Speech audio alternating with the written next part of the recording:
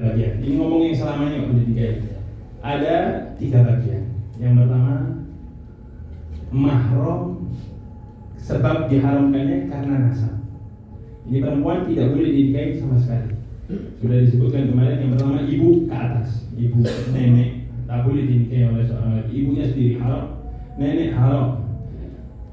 Terus yang kedua,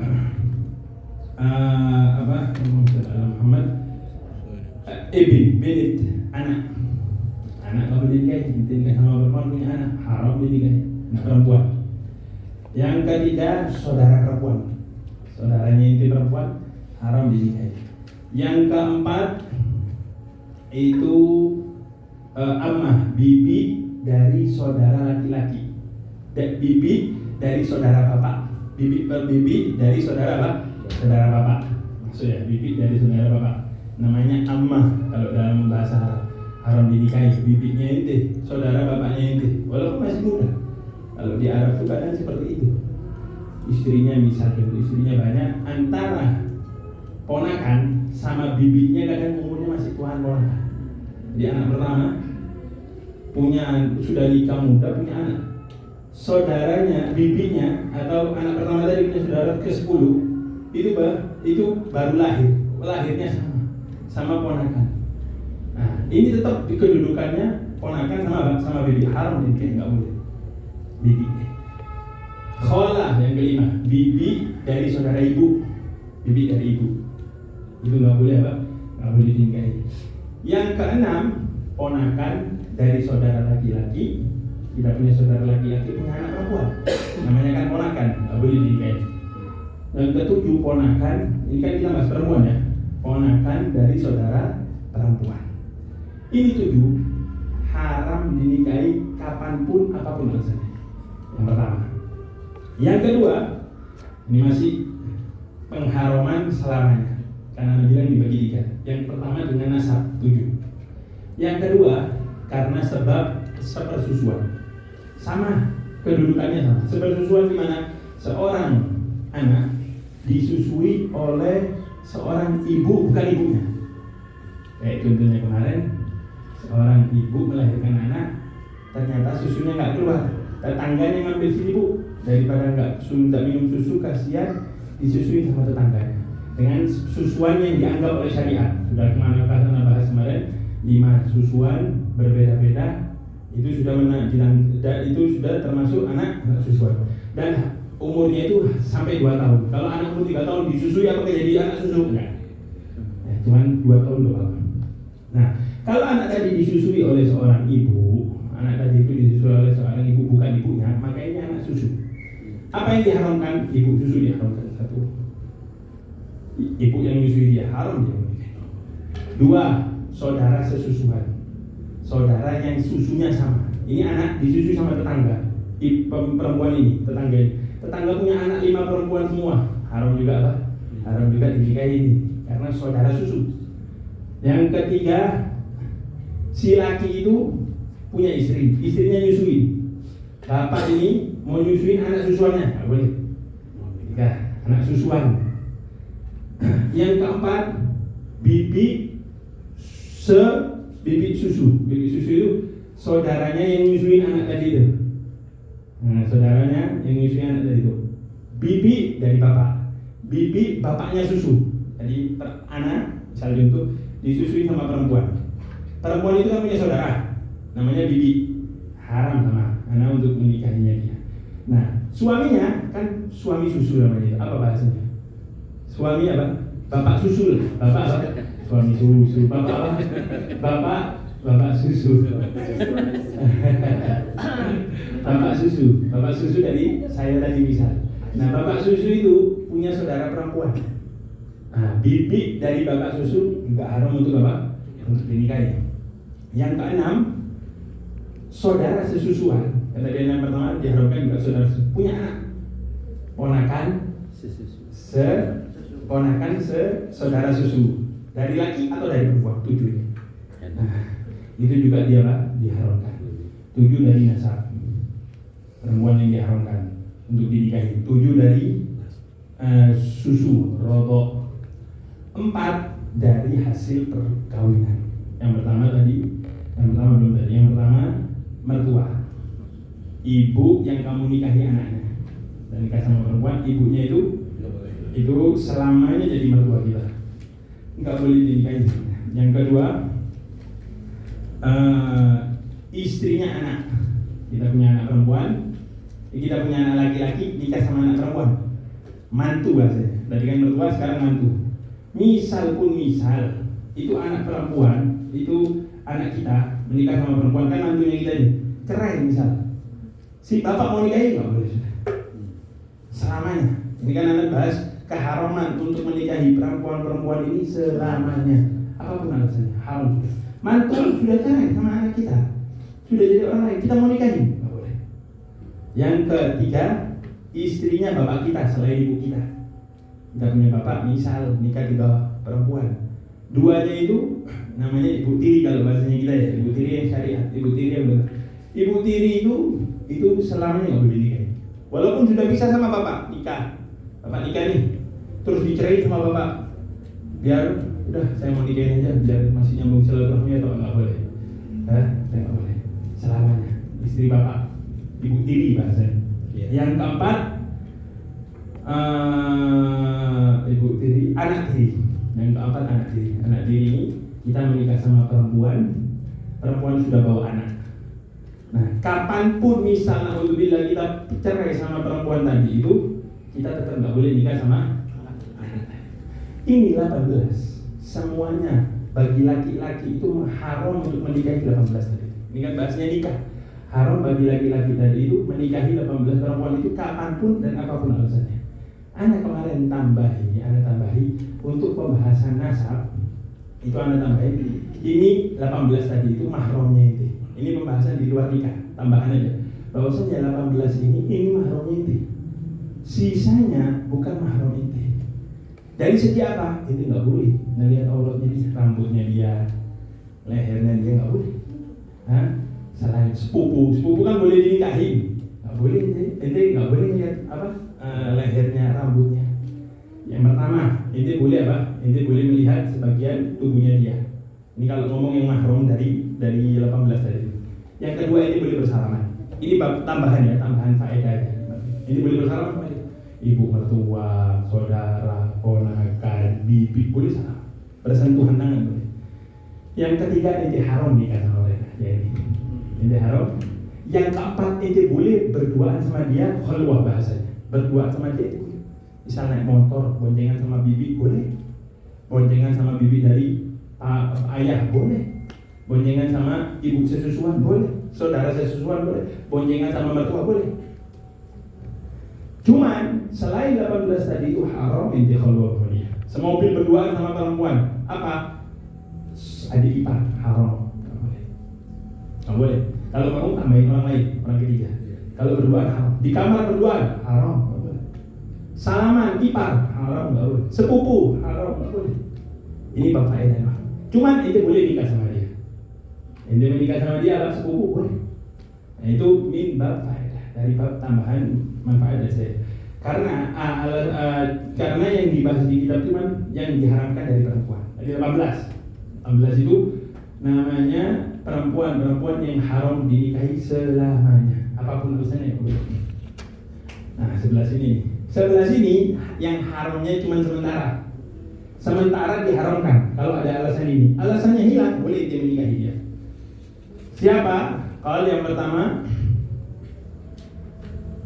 haram menikahi seorang perempuan jika dibarengkan dengan bibinya, mau dari bapak atau ibu, atau saudaranya perempuan. Haram mengumpulkan antara perempuan dan bibinya, atau antara perempuan dengan saudaranya, haram di dalam satu pernikahan. Saya nikah sama istri saya. Istri saya punya bibi, saya mau nikah juga nggak boleh. Mengumpulkan antara perempuan dan bibinya nggak boleh. Atau saudaranya perempuan lagi nggak boleh. Kecuali, naudzubillah, ini nikah sama istrinya meninggal, dia nikah sama saudaranya istrinya, boleh setelah meninggal. Kejadian sama anaknya Rasulullah SAW. Sayyidina Utsman nikah sama Ummi Kulsum, nikah juga sama-sama.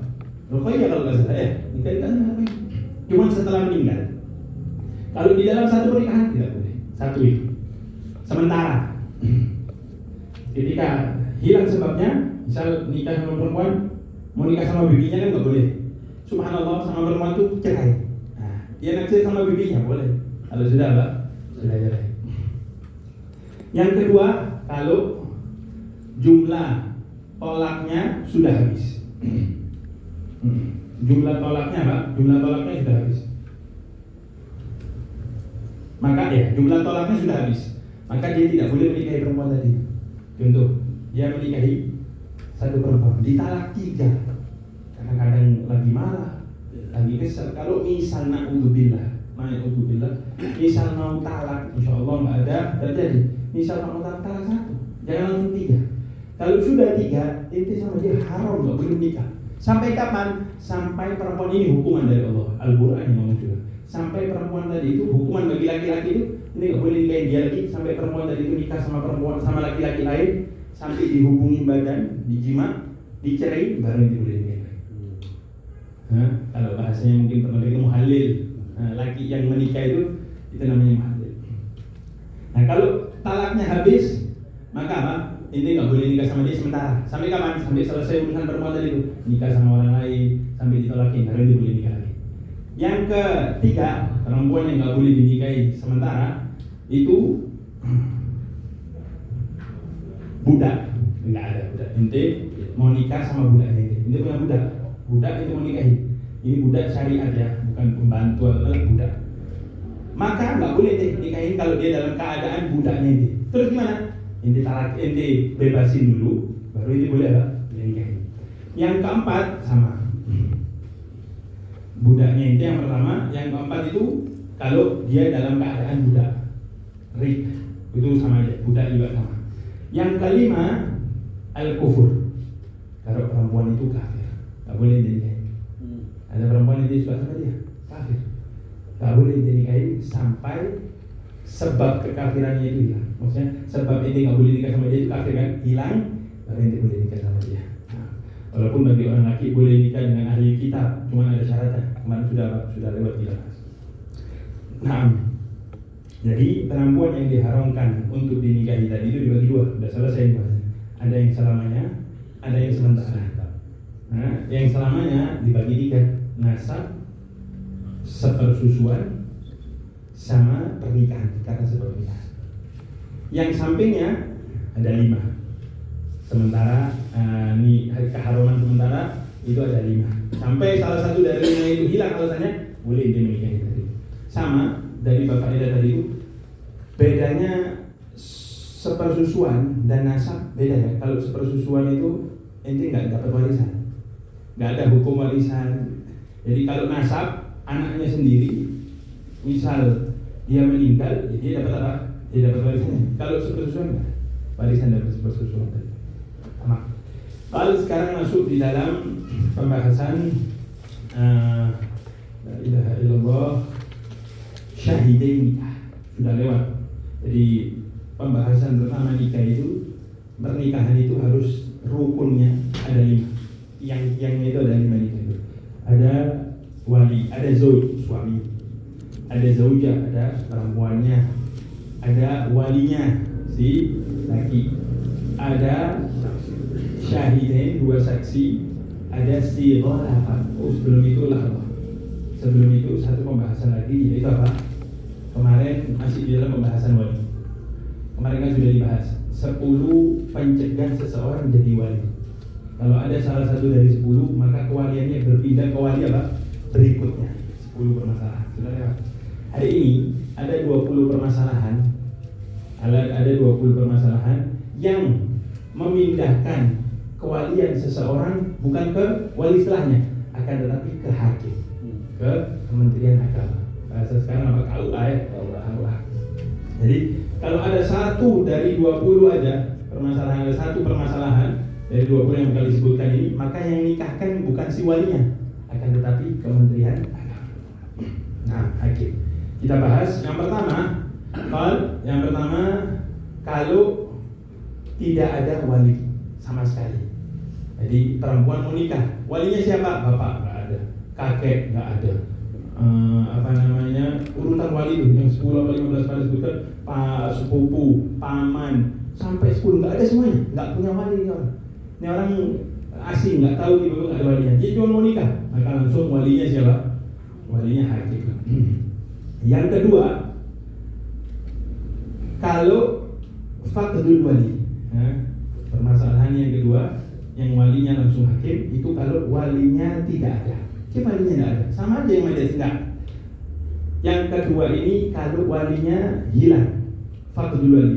Maknanya walinya itu nggak ada dalam artian tidak diketahui keberadaannya.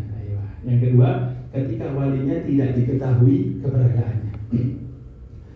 Mau tidak ketahuan hidup, tidak diketahui ya Pak, tidak diketahui keberadaannya. Mau dia mati atau hidup, cuma tidak diketahui keadaannya. Dan sebelum diputusi oleh hakim kalau dia sudah meninggal. Sebelum diputusi oleh hakim kalau dia sudah, ini bapaknya nggak ada, sudah 3 tahun. Nah, hakim menyatakan apa? Belum ada penemuan, belum diputusin dia sudah mati apa enggak. Kalau sudah diputusin bahwasanya bapaknya mati, ya jelas walinya berpindah ke setelahnya. Kalau belum diputusin, hakim pun lagi masih tahap pencarian. Nah, belum tahu nih, maka walinya langsung berpindah kemana?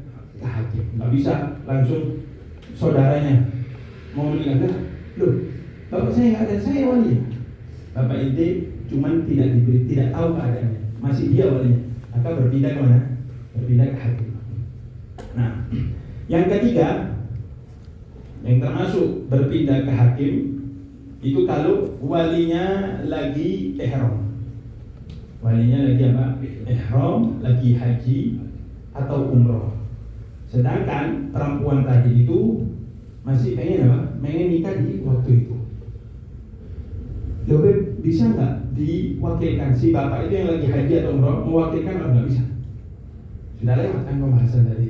Ketika orang haji atau umroh nggak boleh nikah atau menikahkan atau apapun urusannya yang sama nikah, mewakilkan, diwakilkan. Terus gimana? Langsung berpindah ke mana? Hakim.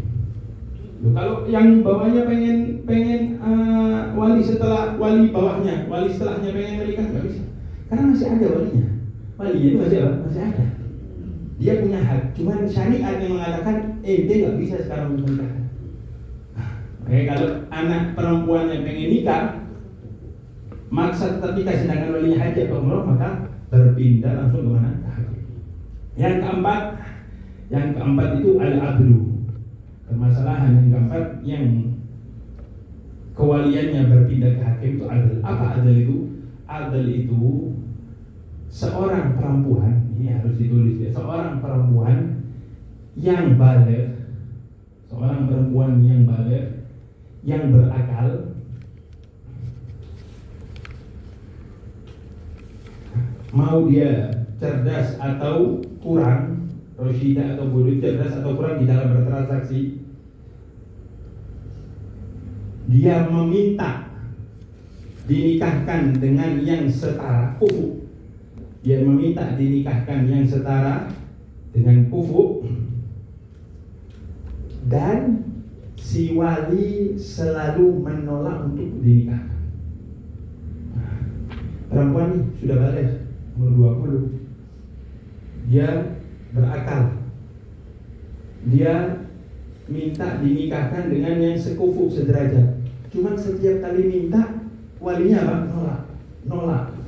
Karena mungkin orang tuanya menganggap dia masih kecil, karena ada orang kayak gitu tuh. Nah, udah masih kecil nanti aja. Nikah itu umur 25, nikah umur 30. Kadang ada kayak gitu kalau nikah di kota-kota yang maju. Atau dia punya calon sendiri, makanya ditolak terus.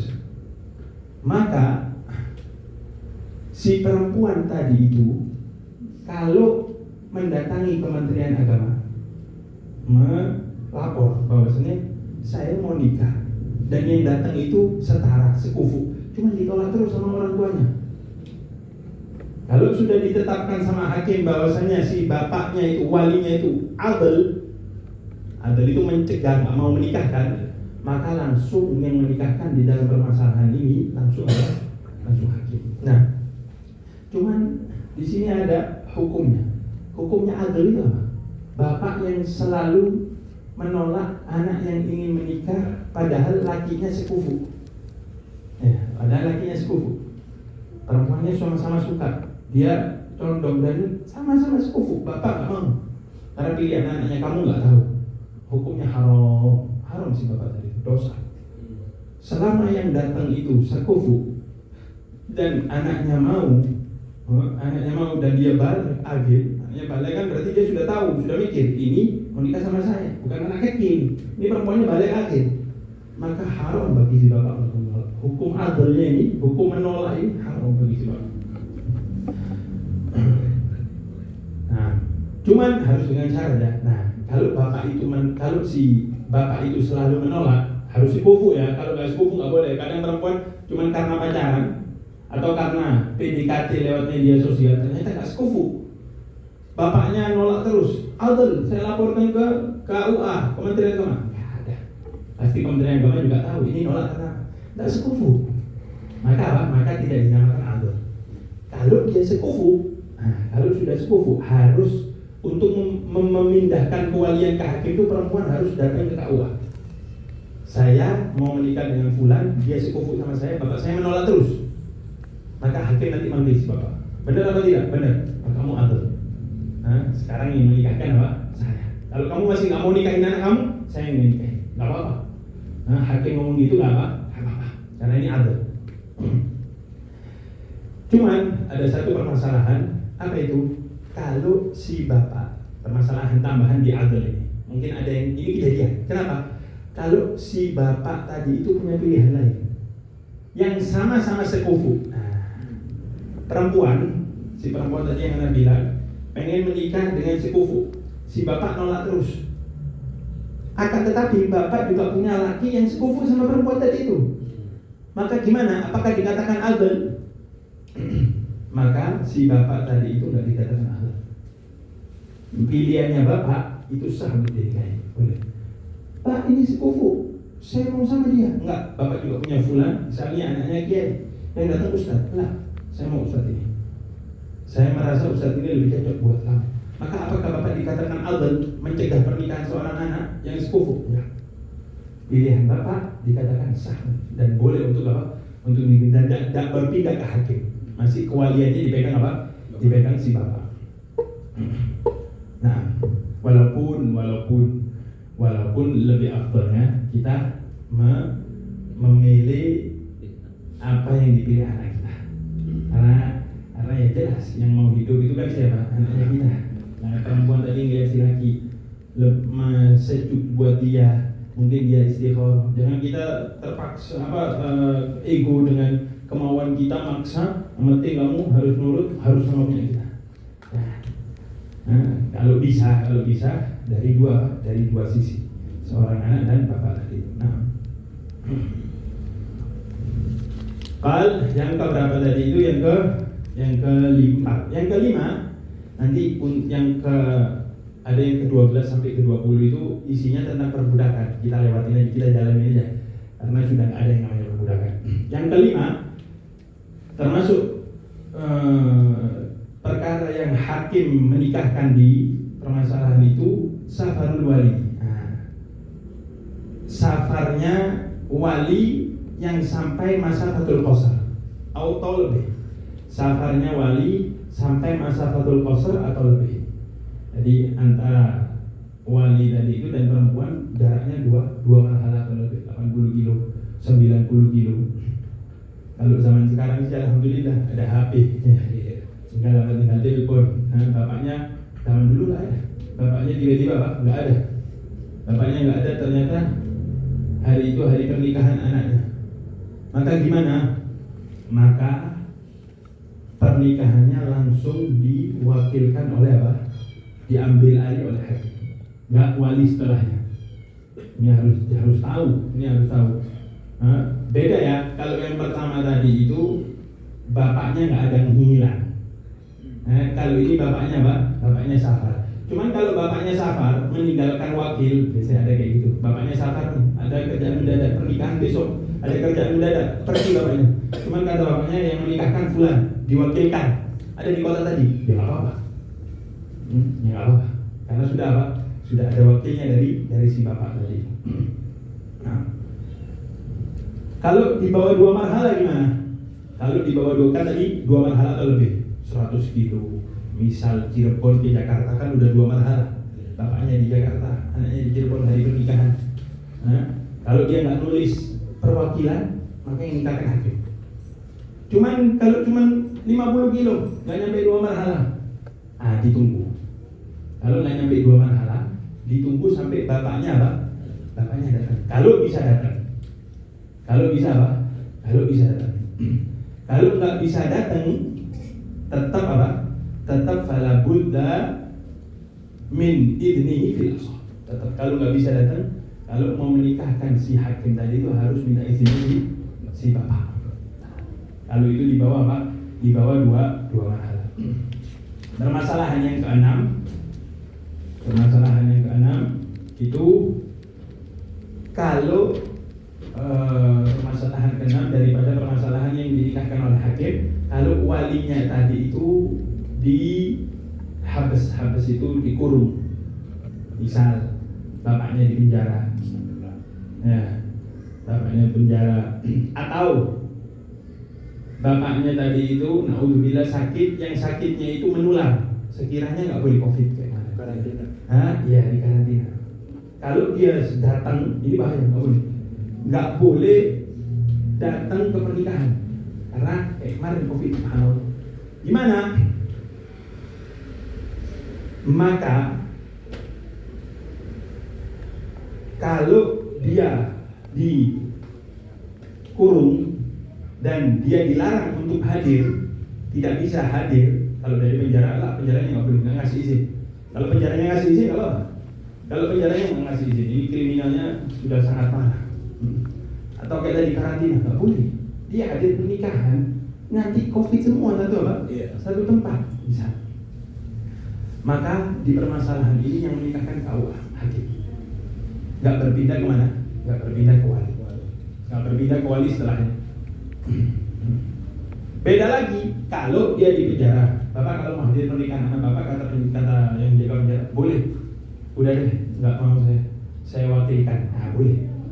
Karena dia walaupun di penjara dia bisa untuk sampai ke sana. Cuman dia nggak mau. Atau dia punya penyakitnya itu nggak sampai menular, penyakit parah nggak sampai menular. Maka yang menikahkan bukan hakim di permasalahan ini. Kenapa? Karena dia bisa sampai ke pernikahan tadi itu, bisa hadir. Cuman kalau dia bisa, cuman dia nggak mau, dia boleh mewakilkan. Udah, wakilkan sama fulan. Saya wakilkan anak saya.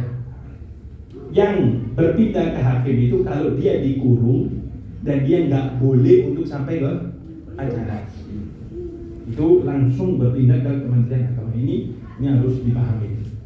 Karena mungkin orang banyak salah. Itu kayak permasalahan COVID.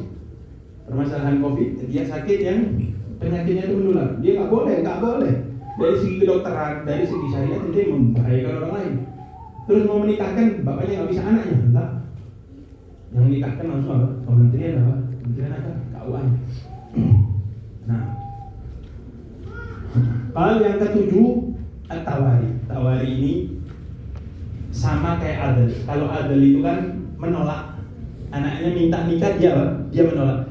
Kalau tawari ini yang ketujuh, tawari ini bersembunyi. Jadi setiap anaknya diminta orang untuk menikah, dijanjiin besok pertemuan. Ada yang mau datang mau minta anaknya, dia apa? Sembunyi, pura-pura ada ini. Dia nggak nolak, mungkin kasihan sama anaknya. Takut sakit hati, cuma dia apa? Selalu sembunyi. Begitu juga ta'azzus yang ketujuh ini, yang ketujuh sama 8 hukumnya sama. Tawari itu sembunyi dia. Selalu apa bahasanya itu? Cari alasan. Yang ke-8 itu ta'azzus sama. Setiap diminta untuk hadir akad, dia janji mau hadir, ternyata apa? Nggak hadir. Kalau dia udah janji, gimana Pak? Cuma nggak hadir. Kalau yang tadi dia ngilang, datang lagi. Nah, 2 keadaan ini bisa berpindah ke hakim. 2 keadaan ini bisa berpindah ke hakim kalau si perempuan tadi itu lapor mana? Ke hakim tadi. sudah janjian nikahnya jam sekian, pas acara nikah bapak nggak ada. Mau nikah bapaknya ngilang-ngilang. Berapa kali udah kejadian? 2 kali. Hakim nanti manggil si bapak. Benar. Nah, bertindak ke waliannya itu langsung kemana? Ke hakim. Itu yang nomor 7 namanya tawari, sembunyi, atau yang ke-8 ta'azzuz. Ta'azzuz itu dia janji cuman nggak hadir.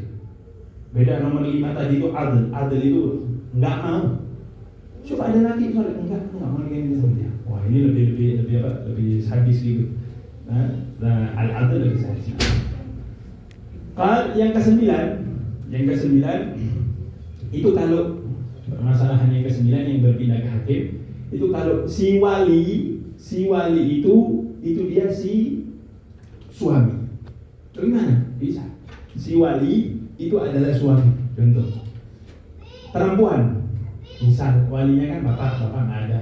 Walinya kakek nggak ada. Terus sampai walinya itu sepupu, kan ada di derajat itu walinya itu sepupunya dia. Anak paman sepupunya dia. Nah, si perempuan ini walinya sepupu dan dia mau menikah sama apa? Sama sepupu itu. Dalam satu keadaan si laki itu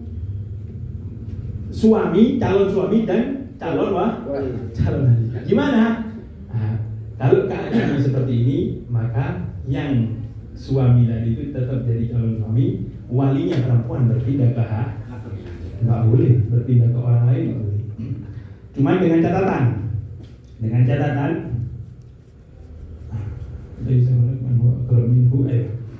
catatan tidak ada yang sederajat dengan wali tadi. Dengan catatan tidak ada yang sederajat dengan wali tadi. Kan nikah sepupu, dia wali, dia calon suami. Sepupunya ada berapa? Dia doang. Nah, nggak ada yang sederajat. Maka berpindah kemana? Berpindah ke hakim, nggak berpindah ke wali selanjutnya. Cuman kalau sepupunya ada 4, ya nggak ke hakim. Dia mau nikah sama sepupu nggak apa-apa. Kamu wali, cuman kan ada wali yang lain juga yang sederajat sama kamu. Maka walinya tetap apa? Yang satu derajat. Nah, yang ke-10 kalau si bapak mau menikahkan anaknya yang kecil,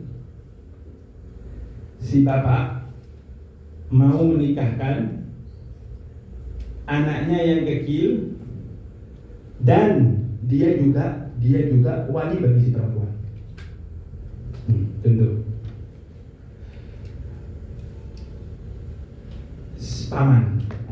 paman perempuan itu walinya bapak nggak ada, kakek nggak ada, sampai ke paman walinya. Wali perempuan itu kan paman. Nah, si paman ini kan walinya perempuan. Si paman ini punya anak kecil, belum balik.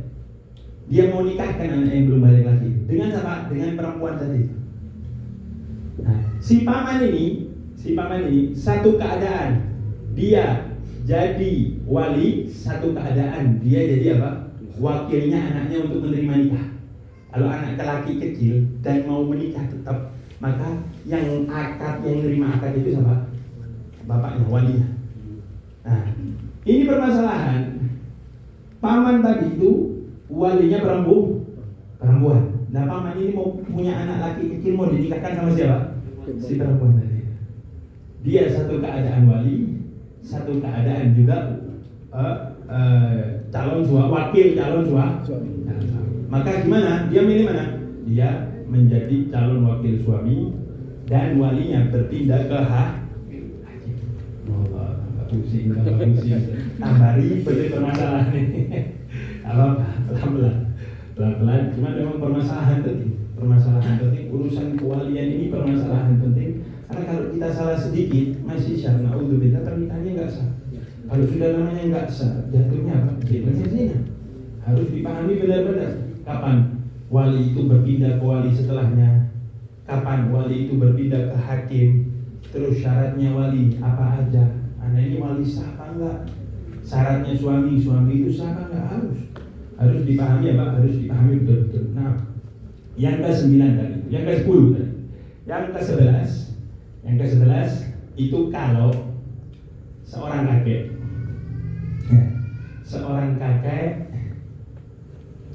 walinya perempuan. Perempuan ini punya bapak. Perempuan ini kan punya bapak, cuma bapaknya meninggal. Walinya siapa setelah bapak? Kakek. Kakek ini juga punya cucu lagi, mau dinikahkan sama si siapa? Si perempuan yang tadi itu. Jadi kakek mau menikahkan antara dua cucu yang masih kecil. Lakinya kecil, perempuannya juga apa? Kecil. Maka gimana? Nah, untuk di permasalahan ini, si kakek tadi itu menikahkan menjadi wali untuk keduanya. Namanya kalau dalam ilmu fikih tawali tarafain. Dia yang akad, dia yang qabul. Dia yang akad, dia yang apa? Walaupun ada syaratnya 4. Syaratnya itu kan anak laki itu punya bapak, harusnya walinya sebab bapak. Ternyata bapaknya nggak ada atau tidak termasuk kewalian karena gila atau lain sebagainya. Maka langsung berpindah mana? Ke kakek. Terus si cucu tadi itu mahjur alih. Mahjur alih ini nggak harus kecil ya. Mahjur alih ini dicegah untuk bertransaksi karena bodoh atau kena gangguan otak. Jadi dia dikasih uang dirobek, uang dibuang. Nah ini butuh nikah kan? Gimana nikahnya? Maka yang nikahin apa? Ya orangnya dia, bapaknya atau ibunya. Yang ketiga, perempuan tadi itu harus apa? Harus bikir. Nah, karena kalau perempuannya nggak perawan, maka harus minta apa? Minta izin. Sudah lewat tadi. Yang keempat, ijab kabulnya terkumpul oleh satu orang injil tadi. Ini permasalahan jarang. Cuman kalau ada, caranya seperti apa? Seperti itu. Nah, yang ke-12 sampai ke-20 ini permasalahan tentang perbudakan.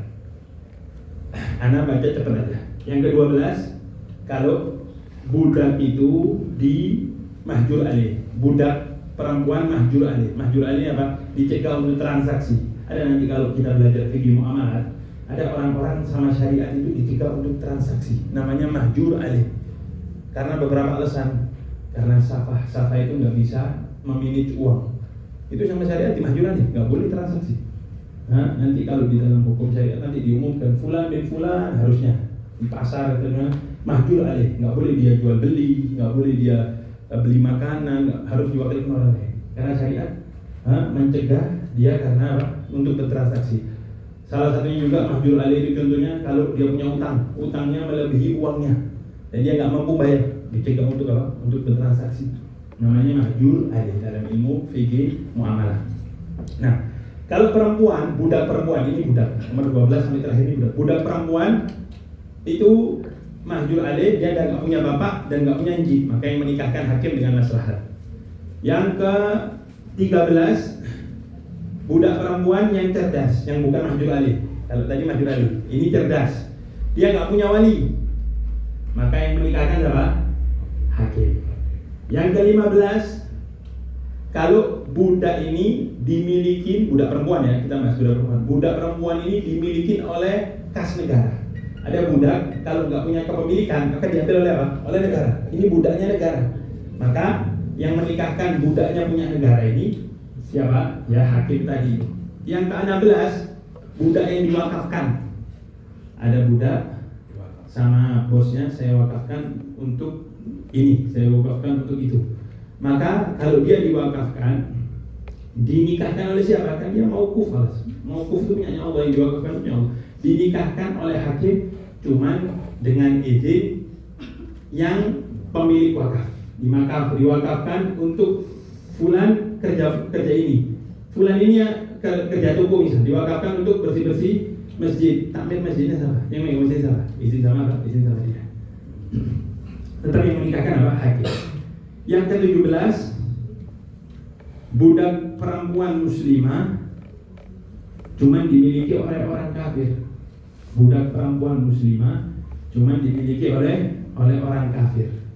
Walaupun bosnya kafir, walaupun punya bos, dia nggak bisa jadi wali karena bosnya apa? Kafir. Yang menikahkan apa? Menikahkan hakim.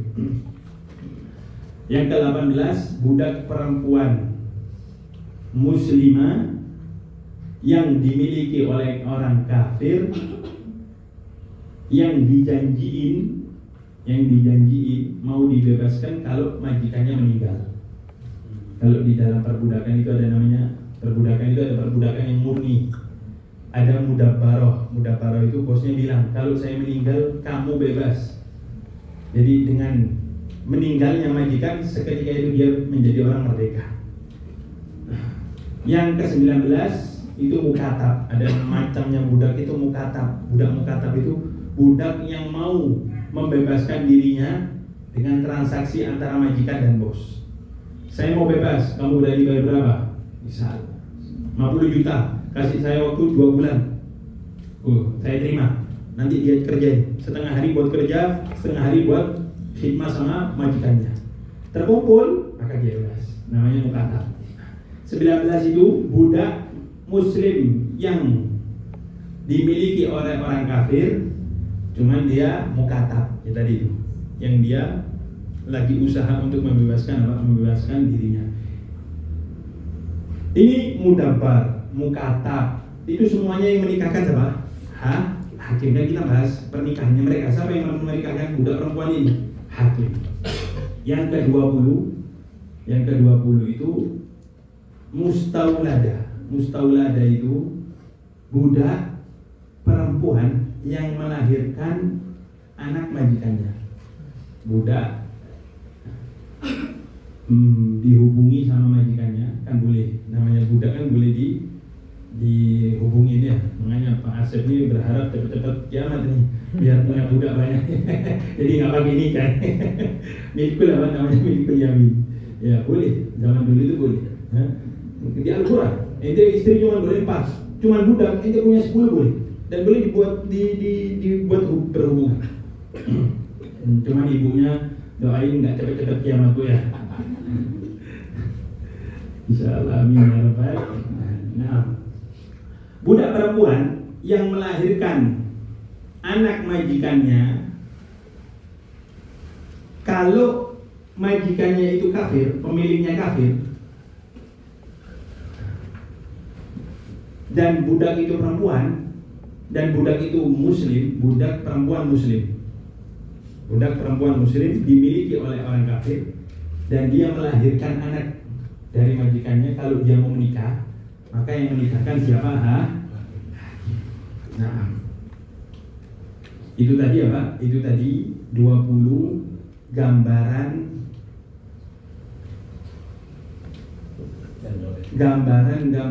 yang berpindah kewalian ke hakim. 20 gambaran yang berpindah kewalian kemana? Ke hakim. Nah, sekarang masuk di dalam syarat saksi. Tadi sudah kita bahas sebelumnya bahwasanya nikah itu arkannya, rukunnya, tiangnya ada 5. Suami sudah kita bahas syarat-syaratnya suami. Istri sudah kita bahas syarat-syaratnya istri. Wali, waduh paling panjang pembahasan wali, sudah kita bahas syaratnya wali. Terus bermasalah siapa saja wali yang berhak untuk menikahkan. Nanti permasalahan yang berpindah dari wali satu ke wali kedua, begitu juga berpindah dari wali satu ke langsung ke hakim, sudah kita bahas semuanya, beberapa kajian. Sekarang tinggal 2 daripada rukun nikah yang belum kita bahas, syahidain, 2 saksi, dan sighah, lafaz pernikahan. Masuk ke dalam 2 saksi. Syaratnya untuk menjadi saksi itu cuma 2. Syaratnya menjadi saksi itu cuma 2. Yang pertama, syaratnya menjadi saksi itu ahliyatus syahadah. Dia pantas untuk menjadi saksi. Pantas untuk menjadi saksi menurut syariat. Pantas bukan menurut kita. Pantas dia ganteng, rapi. Nah, bukan, nggak ada masalah ganteng, rapi, fasih, S3, S-grade, nggak ada urusannya itu. Ya. Nah, pantas menurut syariat. Apa pantas menurut syariat? 1, harus sudah balik. Wali itu harus balik. 2, akil, berakal. Namanya orang gila nggak boleh jadi wali. Yang ketiga, harus laki. Pernikahan walinya siapa? 2 perempuan, nggak sah. Wali itu harus apa? Harus laki. Saksi ya Allah. Sallallahu alaihi wasallam. Saksi itu. Saksinya harus apa? Pertama harus balik, berakal, laki-laki. Muslimin, harus orang muslim jadi saksi. Saksinya siapa? Mungkin auzubillah saudaranya kafir. Enggak boleh. Saksi harus apa? Harus muslim. Yang kelima, merdeka, kedua saksi itu. Yang keenam, harus adil. Adil itu yang sudah lewat. Adil itu orang yang tidak adil itu bahasanya adil, orangnya adil. Adil artinya itu maksiatnya, ketaatannya lebih banyak daripada maksiatnya. Ada di derajat adil itu ada gini, ada adil, ada lagi adamul fisq, tidak fasik. Tidak fasik ini apa? Tidak fasik adalah orang yang ketika maksiat langsung tobat. Dia tidak dinamakan adil, tidak namakan soleh, baik langsung enggak, cuman dia tidak fasik. Ada namanya fasik. Nah, adil ini dipakai ketika menjadi wali. Wali harus apa? Harus adil. Adil. Cuman ada pendapat yang mengatakan wali itu enggak. Pendapat yang mengatakan wali enggak apa-apa, enggak adil. Yang penting adamul apa? Adamul fisik. Karena kalau orang mau tahu dia adil, soleh, itu harus diuji 1 tahun dari tobatnya. Kalau dia maksiat dosa besar. Untuk mengetahui dia adil, harus diuji 1 tahun dia nggak melakukan maksiat tadi. Cuman alhamdulillah ada pendapat yang mengatakan adamul fisik. Yang penting tidak apa? Tidak fasik. Tidak fasik itu kalau dia melakukan maksiat, alhamdulillah, itu langsung tobat. Jadi tidak dikatakan adil. Cuman adamul apa? Adamul fisik. Makanya kalau di khutbah nikah, di khutbah nikah itu ngomong gulu jami'an, astagfirullah. Saksikan juga astagfirullah. Dia aja diajak bertobat. Nah, terus harus apa? Harus mendengar. Nggak boleh. Saksi itu tuli. Nggak boleh. Basirain harus apa? Harus melihat.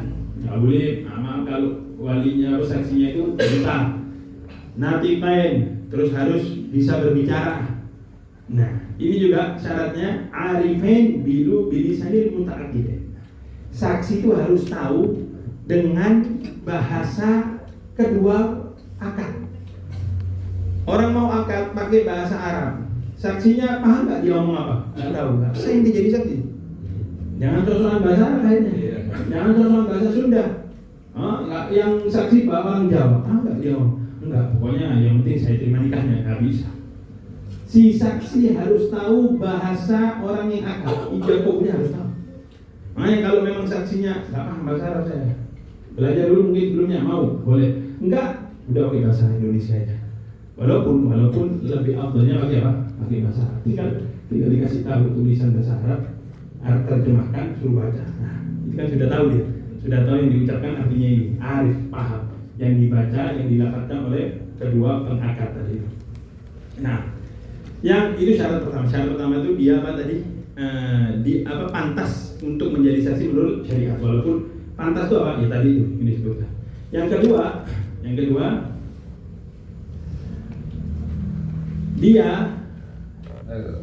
dia bukan orang yang ditentukan untuk menjadi wali.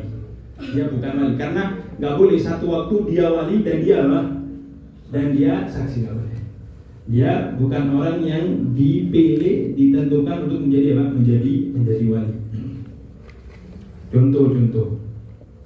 Kif ditentukan, dipilih untuk menjadi wali. Contoh, bapak buat acara pernikahan anaknya, nggak rame-rame. Walinya harusnya bapak. Bapaknya mewakilkan waliannya dari itu ke anaknya. Nah, yang menikahi berarti apa? Si anak laki kan. Saksinya siapa? Bapak sama orang lain satu lagi. Nggak bisa. Karena ini sebelumnya harusnya jadi apa? Wali. Ente walaupun memindahkan kewalian ente ke orang, cuman ente harusnya apa? Nggak boleh wali itu satu keadaan dia harusnya wali dan dia mau menjadi apa? Saksi. Harus orang lain. Saksinya itu harus orang lain. Nah, masuk ke dalam syarat setelahnya, masuk ke dalam rukun setelahnya, rukun terakhir yaitu apa? Sighatun nikah. Sighatun nikah, lafaz ucapan pernikahan tadi, suami, istri, wali, dua saksi dan sighah lafaz pernikahan. Yaitu apa? Apa sighah itu?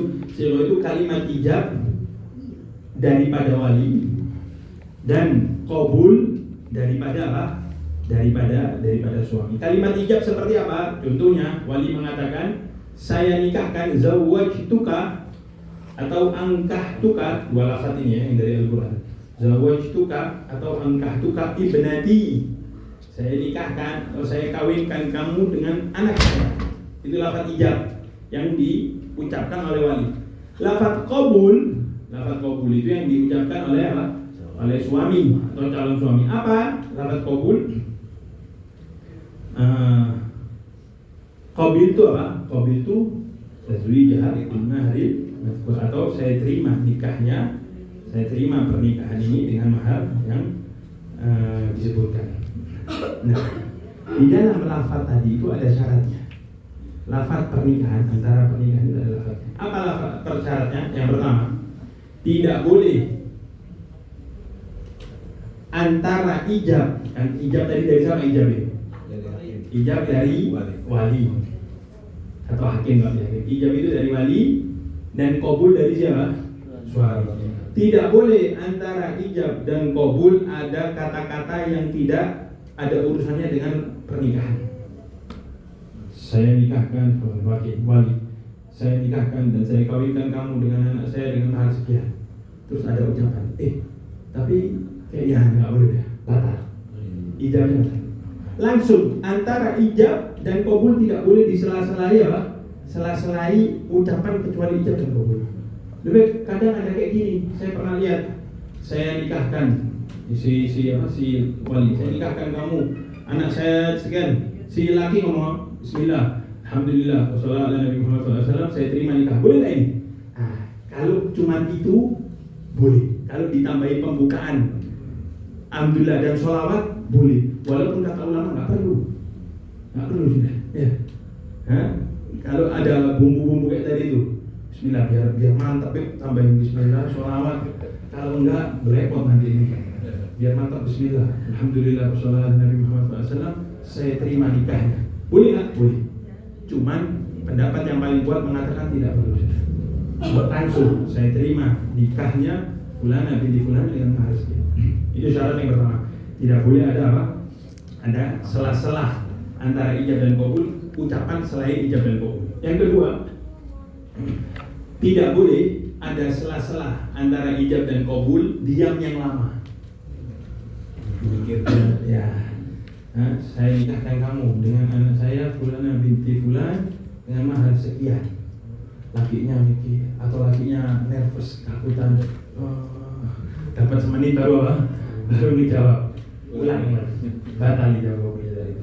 Karena ada apa? Suku Tuntowi, ya, suku Tuntowi. Diam yang lama. Syarat yang ketiga,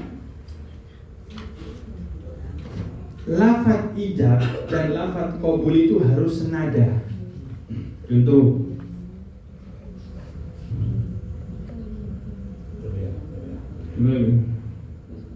ayo, saya nikahkan harus sama. Saya nikahkan kamu dengan anak saya fulana binti fulana, fulana binti fulana dengan mahar sekian. Saya terima nikahnya fulana bin fulan, orang laki lain.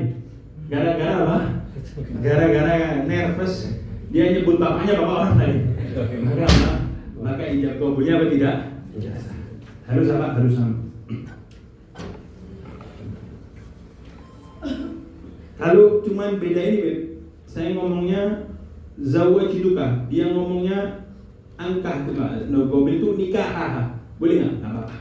Karena tazwij sama nikah maknanya apa? Sama. Walaupun lebih afdal ketika dia ngomong zawwajtuka, ini bilang qabil itu tazwij. Kalau dia ngomongin angkahtuka, qabil itu nikah. Nah,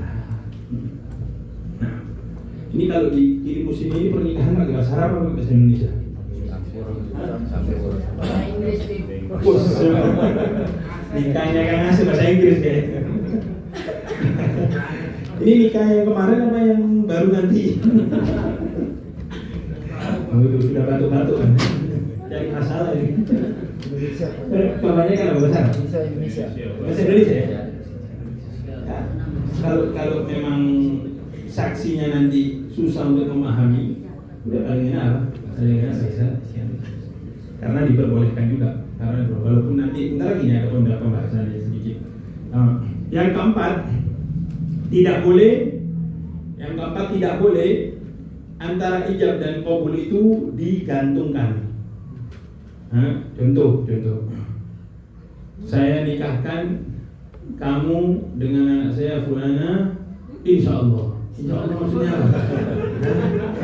Insya Allah ini maksudnya apa? Bapak ini ragu sama si anak. Kalau insya Allahnya, biasanya kan ada orang ngomong misal contoh, saya undang di rumah saya, insya Allah saya hadir.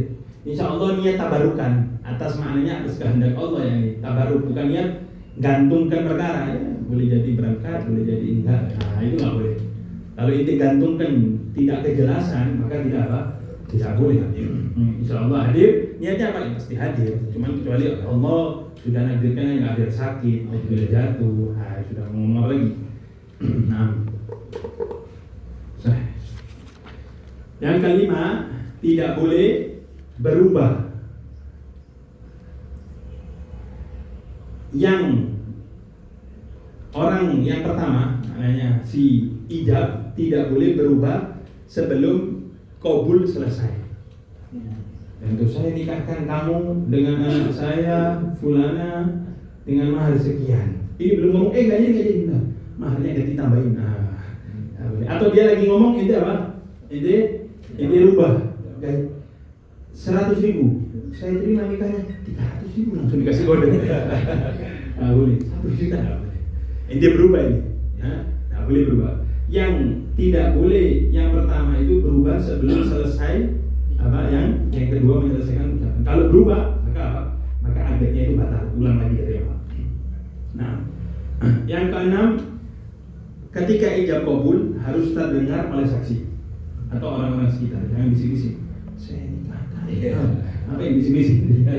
Harus apa? Harus terdengar oleh yang ada di sekitar, khususnya saksi. Nah, yang ketujuh, ini bahasa. Ini kan bahasa. Yang ketujuh, si wali bukan wali. Yang ketujuh, baqaul ahliyah. Baqaul ahliyah ini kepantasan. Yang ketujuh, si wali atau suami tetap pantas sampai akadnya itu selesai. Tetap pantas menjadi wali atau menjadi suami sampai apa? Sampai akadnya selesai. Contoh, lagi akad di bapak, saya nikahkan kamu dengan apa? Dengan anak saya dengan mahar sekian. Saking bapaknya ini mau kehilangan, mau diambil anaknya, sumpah kepikiran. Habis ngomong gitu, suaminya si laki lagi ngomong gobil tuh, bapaknya semaput pingsan. Akadnya apa? Akadnya batal. Atau dia pingsan, atau gila. Wah, Allah kepikiran semalaman, ditinggal anaknya, kesayangannya, semuanya. Akhirnya apa? Habis ngomong gitu tuh, saking seleganya semaput atau naudzubillah gila, maka apa? Akadnya apa? Akadnya batal. Harus apa tadi bahasanya? Baqaul ahliyah itu apa? Kepantasannya atau bertahan kewaliannya sampai akhir. Bertahan kewaliannya atau suaminya bertahan kewaliannya sampai akhir. Kalau belum selesai, maka apa? Akadnya batal. Nah, yang kedelapan, harus dengan lafaz ingkah atau tazwij. Kalau dengan bahasa Arab ya, harus dengan lafaz ingkah atau tazwij. Karena memang sudah yang disebutkan dalam Al-Qur'an itu lafaz. Nggak boleh lafaz lain selain ingkah sama tazwij apa? Robbatuka, saya ikat kamu dengan ikatan yang kuat antara kamu dengan anak saya. Nikah ini enggak. Harus dengan lafaz apa? Lafaz angkahtuka atau zawaj. Dua lafaz doang. Enggak boleh pakai lafaz, enggak boleh pakai lafaz lain. Dua-duanya langsung boleh. Malah kalau kita di tahrim itu, walaupun ini ada permasalahan, akad itu diulang 3 kali. Itu khilaf ulama. Kalau mungkin ada yang pernah lihat nggak, akad diulang 3 kali. Di tahrim itu biasanya akad diulang 3 kali. Akadnya itu diulang 3 kali. Yang pertama dengan lafaz ankahtuka, yang kedua dengan zawajtuka, yang ketiga ankahtuka wa zawajtuka. Ngapain kok kalau kata ulama sebagian, ngapain kok diulang 3 kali? Seakan-akan yang pertama itu nggak salah. Itu ada pembahasannya. Insyaallah kapan-kapan Anda bawain di kitabnya. Walaupun ya, kalau mau afdal sekali cukupnya itu pakai 2 lafaz tadi itu, ankahtuka wa zawajtuka. 2 lafaz yang di Quran itu dipakai semuanya. Langsung ankahtuka wa zawajtuka makhtubadaka, tinggal yang penerima wabitu nikahaha wa tazwijaha bil mahril madhkur. Nah, ini belum. Insyaallah. Yang terakhir itu tidak boleh akadnya itu dikasih waktu atau nanti pembahasan kita lagi kalau masih mau ada pembahasan terakhir, pembahasan nikah mut'ah. Bentar loh, nikah mut'ah ya. Tidak boleh pernikahannya pakai waktu. Saya nikahkan kamu dengan anak saya fulana selama 1 tahun. Itu bahasanya, itu namanya nikah mut'ah. Nikah mut'ah. Ya.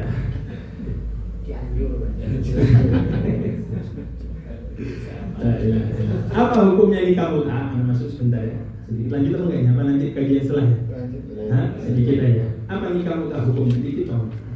Qal tanbihun nikahul mut'ah. Nikah mut'ah ini nikah yang dikasih waktu. Yaitu katanya anak juga pernah dengar di kayak Cianjur, di Bogor itu banyak yang kayak gitu. Di puncak banyak yang kayak gitu. Kawin kontrak. Wah, bahasa Indonesianya kawin kontrak. Kawin kontrak. Apa hukumnya? Qal an-nikahul mu'aqqad atau ma yusamma bi nikahil mut'ah ghairu sahih, enggak sah. Haram. Wa manhiyun anhu, dan sangat dilarang nikah mut'ah ini. Kawin kontrak bahasanya. Kenapa? Li'anna al-gharad minhu mujarrad tamattu' duna tawallud. Karena tujuannya nikah kontrak itu apa? Untuk bersenang-senang doang, tanpa untuk melepaskan hasrat atau keinginan nafsu kita, tanpa ada tujuan tawallud, mempunyai anak keturunan.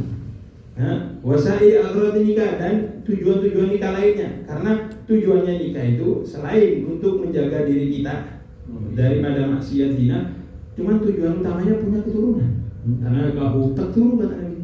Ya, menikahlah dan banyak nikahlah, bukan banyak nikah ya. Menikahlah dan banyak. Menikahlah dan banyak punya anak. Ini kalau dibawa ini sampai rumah, pecah itu piring-piring. Ini masalah. Nah, dia bilang, Bu, saya nggak terima walaupun Nabi. Bahaya nanti ini ibu-ibu ya. Nah, kata nikah itu tujuannya apa? Awal punya anak, terus mendirikan keluarga yang sakinah mawaddah warahmah, menjaga banyak tujuan-tujuan nikah, bukan cuma tamattu, bersenang-senang doang. Nah, ini nikah kontra ini kenapa enggak sah dan dilarang? Itu karena cuman isinya apa? Tamattu, cuman buat senang-senang, enggak boleh. Cuman kita harus tahu wa kana dalika jaizan fi awal Islam. Dulu itu pernah dibolehkan. Di awal-awal Islam nikah mut'ah itu diperbolehkan. Karena alasannya dulu itu perang itu dulu zaman sekarang enak, ada mobil, ada ini, ada pesawat dan lain sebagainya. Zaman dulu kalau perang naik onta bisa sampai berbulan-bulan, 3 bulan, 4 bulan, bahkan itu ada yang satu ulama membahas tentang nikah mut'ah. Kenapa kok diperbolehkan? Karena katanya ya orang laki itu kalau sudah syahwat berkeinginan susah. Perempuan masih bisa menutupinya. Perempuan masih bisa diapalkan. Orang laki kalau sudah pengen syahwat terus nggak tercapai, nggak bisa mikir. Iya, tanya ada bapak ini, nggak bisa mikir. Benar. Makanya di dalam hadis itu, kenapa perempuan yang diajak ke firash, ke kasur, diajak berhubungan, menolak, dapat laknat sama Allah? Benar kan? Karena Allah dah tahu Nabi Muhammad tuh nggak asal ngomong gitu, tahu bahaya. Ketika perempuan nggak masak mungkin nggak apa, nggak ini, cuma kalau diajak ke kasur nolak, ini dilaknat perempuan tadi. sampai apa? Sampai pagi hari dilaknat oleh Allah dan malaikat. Kenapa? Karena akhirnya kamu menyiksa suami. Akhirnya pikiran suaminya nggak benar, pikirannya kemana-mana. Akhirnya terjadi naudzubillah, perzinahan dan lain sebagainya. Terkadang naudzubillah. Kenapa laki-laki kadang naudzubillah? Ini alasan salah satu pemikiran saya. Kenapa kok ada laki-laki kadang nakal atau ada naudzubillah berani sampai perzinahan dan lain sebagainya? Salah, bukan pembelaan, salah satu alasan. Coba selain itu laki nggak benar, laki nggak soleh, kurang circle baik, cuma coba kembali lihat ke rumahnya. Si istri coba bisa memuaskan nggak ke suaminya? Gimana? Suaminya kalau pengen jangan ditolak. Bahkan anjuran yang benar ketika seorang istri itu setiap malam nanyakan ke suaminya, kalau dia bapak ada keinginan nggak? Bapak pulang, suaminya pulang wangi-wangi, goda suaminya itu goda dapat pahala seorang istri. Agar apa? Orang laki itu kalau sudah berhubungan selesai sudah. Pemikirannya jernih, nggak ada pikiran aneh-aneh, sudah selesai. Dan pahalanya gede bagi seorang istri. Baik kalau dia minta benar. Cuman kalau nggak terpuaskan, dia besok kerja ketemu perempuan kadang ada perempuannya. Akhirnya apa? Pikirannya kemana-mana. Nah iya benar. Apalagi zaman sekarang, zaman ini terbuka. Ya, orang di pekerjaan perempuan semuanya bukan kayak zaman dulu. Zaman dulu tertutup. Zaman sekarang di kantor isinya perempuan apa? Nggak pakai hijab, pakaiannya ketat-ketat. Maka seorang suami yang sayang, seorang istri yang sayang suaminya, jaga suaminya. Dengan apa? Puaskan keinginannya. Mungkin dia bisa nahan makan, mungkin dia bisa nahan lapar. Cuma untuk nahan ini susah. Susah benar. Susah. Nanti akhirnya pikirannya liar kemana-mana. Naudzubillah min dzalik.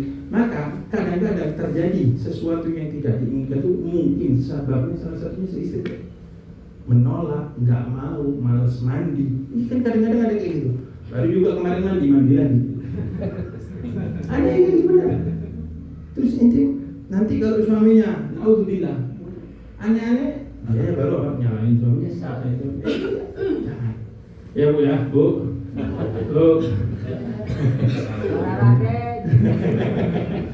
Iya.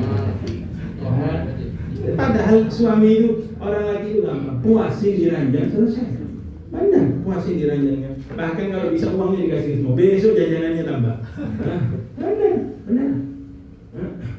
Mungkin kayak tadi, mungkin bisa nahan lapar, nahan kayak gini susah. Nah, la ilaha illallah. Nah, dahulu diperbolehkan di Islam.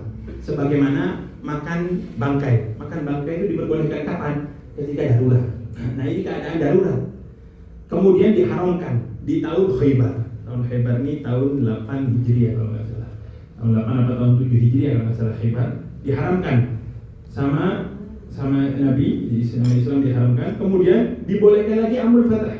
Ketika perang Fatah Mekah dibolehkan lagi oleh Nabi Muhammad. Kemudian setelah itu apa? Summa hurrima abadan ila yaumil qiyamah. Kemudian diharamkan sampai hari kiamat kelas. Tidak boleh sama sekali. Nah, bahkan Imam Syafi'i pernah mengatakan la alam syai'an hurrim thumma hurrim ila mutah. Saya tidak tahu sesuatu yang pernah diperbolehkan terus diharamkan, terus pernah diperbolehkan dan diharamkan selamanya kecuali mutah. Dulu sudah dibolehkan, diharamkan, kayak mutah ini enggak tahu. Kecuali apa? Kecuali mutah. Nah, bahkan Nabi SAW mengatakan, saya kuntu qad adintu fil istimta' bi hadhihi niswah. Kata Nabi, saya telah pernah membolehkan kalian untuk bersenang-senang dengan perempuan-perempuan. Alah, ketahuilah, wa innallaha qad harrama dzalika ila yaumil qiyamah. Ini hadisnya. Ketahuilah bahwasannya Allah telah mengharamkan ini sampai apa? Sampai hari kiamat. Faman kana indahu minhunna syai'un falyukhalli sabilaha. Siapa orang yang masih punya, waktu itu Nabi ngomong, punya istri kontrak, istri mut'ah, maka lepaskan dia. Wala ta'khudhu mimma ataitumuhunna syai'a, dan jangan kamu mengambil atas apa-apa yang kamu telah berikan kepada mereka sedikit pun. Loh, saya ngasih udah ini tuh perjanjiannya 1 tahun tapi enggak jadi. Sudah diharamkan. Nanti ada sedikit pembahasan tentang kalau ada orang menikah mut'ah, tetap ya kayak yang di Cianjur, di Bogor itu gimana kalau sudah terjadi nasabnya warisan dan sebagainya, insya Allah dibahas di kajian berikutnya. Wallahu a'lam. Mudah-mudahan Allah jaga kita, Allah berikan kita ilmu yang bermanfaat, menjadikan kita hamba-hamba yang mendekatkan diri kepada Allah Subhanahu wa taala dengan menuntut ilmu, mendalami ilmunya, dan menjadikan keluarga kita keluarga yang sakinah mawaddah warahmah. Amin amin amin ya rabbal alamin. Bihurmati barakatihi wa ahdina bi rahmatihi wa ahdina fi tariqatihim wa ma'afatina al-thani walhamdulillahi rabbil alamin. Mau dipapanin lagi nggak kembali? Nah, apa udah?